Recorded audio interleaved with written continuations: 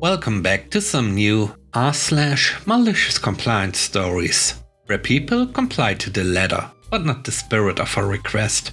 I hope you had a great day. The first story is called Don't Translate It. I work as an over-the-phone interpreter. I just got this call where the English speaker, let's call him Ken, seemed to be in a rush and was already losing his patience. And of course, I was paying the price. Ken was asking a very specific question, and the Spanish speaker, let's call him BP for Buena Persona, was giving a very general answer. Ken was also at times speaking in very broken Spanish to BP, and was getting more and more frustrated, because BP was not giving him a more detailed answer. After I translated another general answer from BP, Ken just said, I don't need you to translate what he is saying. I just need blah blah blah. Cue Malicious Compliance. Not 1 minute later, BP gives him a different but still general answer. Silence. A minute goes by and nothing.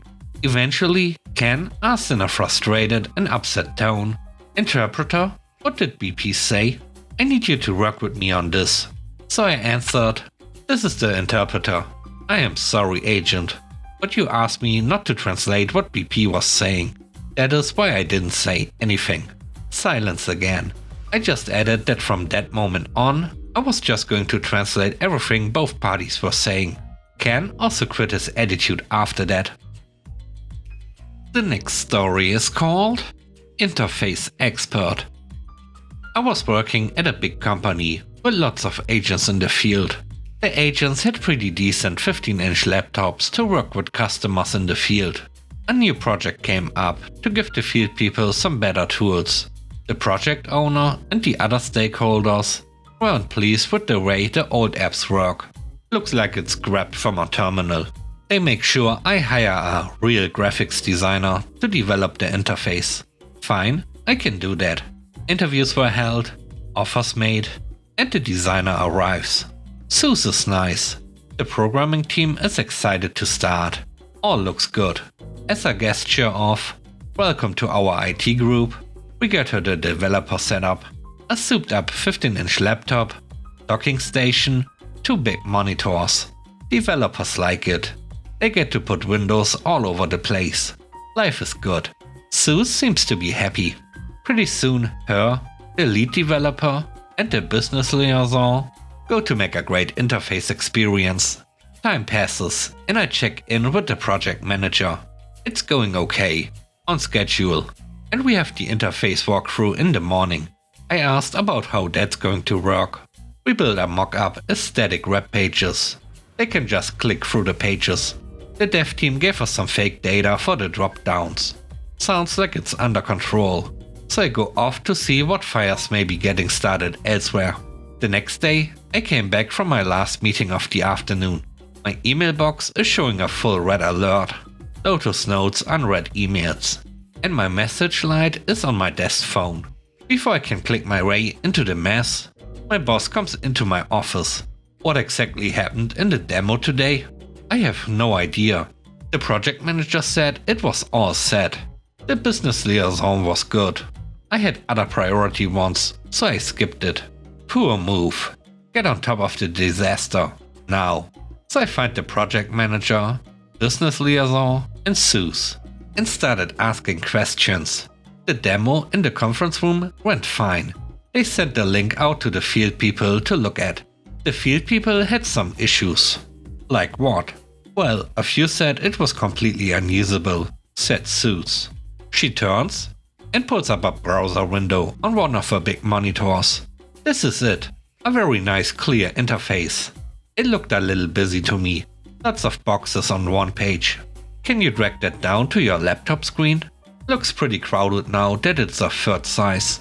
Seuss, it looks a little tight. Yes, but it looks perfect on my monitor. As she slides it back to her big monitor. People in the field have 15-inch screens. Well, we should get them bigger ones. It looks perfect here, and I'm the interface expert. I tell the project manager to meet me in my office and tell the others to go home. A long, unhappy conversation with the project manager ensues. much arm waving, etc. I have used the F word a few times, maybe a few times in the same sentence. The bottom line was that it was going to be hard to move Zeus from the works perfect on my monitor. The next day, Zeus comes storming into my office. What happened to my freaking monitors? Someone stole it, and they left a freaking note. What the heck does eat the dog food mean? She could be management material. That is a phrase we use. Eat our own dog food. Every time we build a new system that has user impact, we are the first users. So when it's bad, we get to see it first. Zeus yells. What does that mean to me? It means that your users have 15-inch screens. You had a giant screen and kept going. It looks perfect on your monitor. Now you have 15-inch screens to see what they see. Now you have 15-inch screens to see what they see. You know, eat the dog food. Zeus sighed and walked away. 4 days later, the revised interface demo went very well, and she got her monitors back. The monitors were from the IT storage area. They were happy to get rid of 2 of the old monitors, and unamused when they came back. The last story is called Overrate. When I first started to travel to London for work around 2006, I would get a low-cost airline I will call Sleazy Jet. The London airports were, let's say, euphemistically described as being in London. But, in fact, from there, you could see London using a telescope on a clear day, if you knew which way to look. This made travel a daunting prospect, as multiple trains and tubes were required. One day, I had just finished up in employment and was glad to be moving on. With me, I had all my worldly, work-related possessions in one massive bag from my 3-month stint. Because it was everything, it was very heavy, and I knew it would attract an additional expense to go into the hold, but I was resigned to paying it. I got to the airport early, and since there was a slots arcade, I went and played starting with £100, and in 2 hours I ended with £800, mostly in £1 coins. This was before payout machines issued paper money. I was now even more weighed down. I then went to check my bag, and got the good news that it was going to cost me £330 extra.